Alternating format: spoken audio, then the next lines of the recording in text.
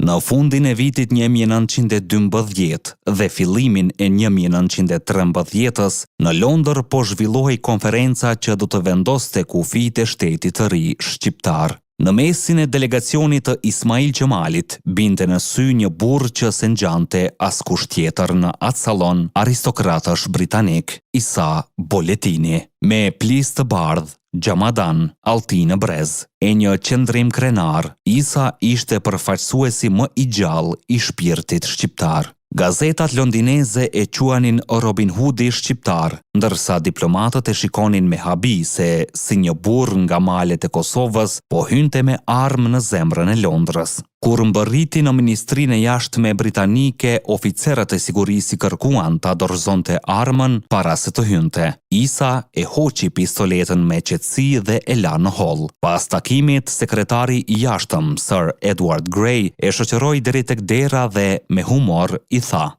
"Gazetat nesër do të shkruajnë se Isa Boletini, të cilin as Mahmud Shefqet Pasha nuk mundi ta qarmatos, u qarmatos në Londër."